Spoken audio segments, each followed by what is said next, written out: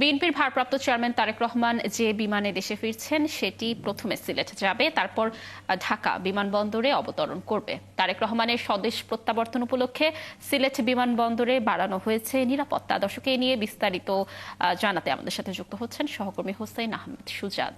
সুজাত, তারেক রহমানের আগমন উপলক্ষে সিলেটের বিমানবন্দরে কি ধরনের প্রস্তুতি নেওয়া হয়েছে, নিরাপত্তার বিষয় একটু জানবো আপনার কাছ থেকে। আর নেতাকর্মীদের মধ্যে উচ্ছ্বাস কেমন দেখছেন?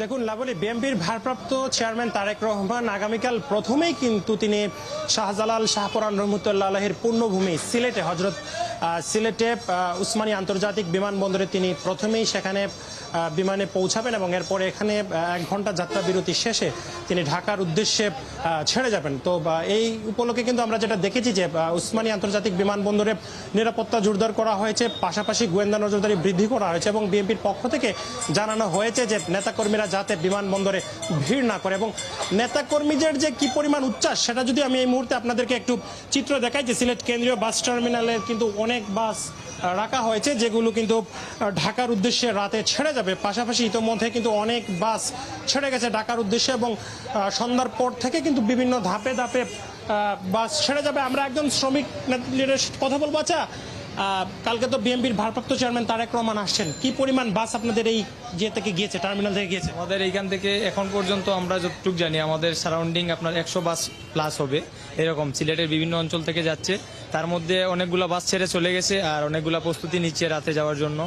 প্রায় সব মিলিয়ে 100-র কাছাকাছি হবে আমাদের এরকম। জি জি জি।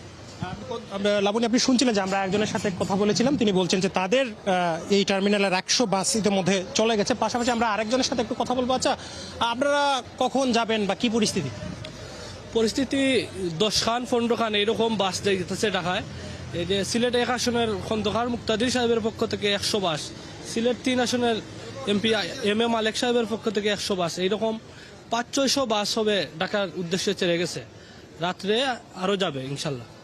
আপনি শুনছিলেন যে আমরা একজনের সাথে কথা বলছিলাম যে আসলে সিলেটের ধানের শীষের যিনি প্রার্থী রয়েছেন খন্দকার আব্দুল মুক্তাদির, ওনার পক্ষ থেকে বাস যাচ্ছে। পাশাপাশি যারা সিলেটের ছোটি আসনের বিএনপির প্রার্থী রয়েছেন তাদের সবার পক্ষ থেকে কিন্তু কারো পক্ষ থেকে 50টা 100টা বাস করে যাচ্ছে। এছাড়া আমরা দেখেছি যে এই মুহূর্তে আসলে সিলেট ঢাকা রুটে যে সকল বাস চলাচল করে কোনো বাসে কিন্তু সিট নেই। আমরা দেখেছি যে সিলেটের যে সকল উপজেলা রয়েছে, বিশেষ করে জকিগঞ্জ, কানাইঘাট, জৈন্তাপুর, গোয়াইনঘাট, কোম্পানিগঞ্জ, বিয়ানীবাজার, প্রত্যেকটা উপজেলা থেকে কিন্তু বাস ছেড়ে যাচ্ছে। এবং আমরা বিএনপি নেতা কর্মীদের সাথে কথা বলেছিলাম, তারা আমাদেরকে বলছেন যে বাসে যাওয়ার পাশাপাশি কিন্তু সিলেট রেল স্টেশনে যে 4টি ট্রেন আজকে ছেড়ে গেছে সিলেট থেকে ঢাকার উদ্দেশ্যে, 2টির মধ্যে ছেড়ে গেছে, আরও 2টি রাতে যাবে। প্রত্যেকটি ট্রেনে কিন্তু বিএনপি নেতা কর্মীরা যাচ্ছে। এবং আমরা সিলেট রেল স্টেশন কর্তৃপক্ষের সাথে কথা বলেছিলাম, রেল স্টেশন কর্তৃপক্ষ আমাদেরকে জানিয়েছেন যে এই বিএনপির ভারপ্রাপ্ত চেয়ারম্যান তারেক রহমানের আগমন উপলক্ষে কিন্তু তারা ট্রেনের 5টি বগি বাড়িয়েছেন।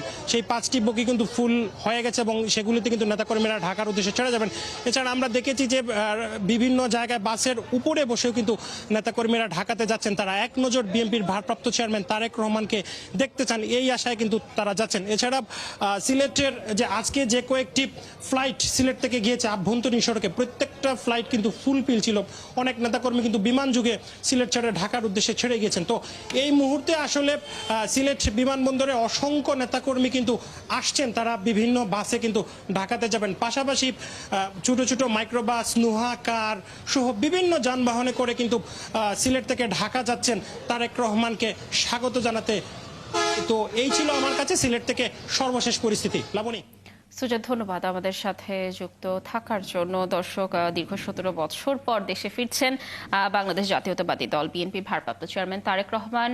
পুরো দেশ জুড়েই বিভিন্ন আয়োজন চলছে এবং সেসব আয়োজনের তথ্য জানাচ্ছিলেন আমাদের সহকর্মীরা।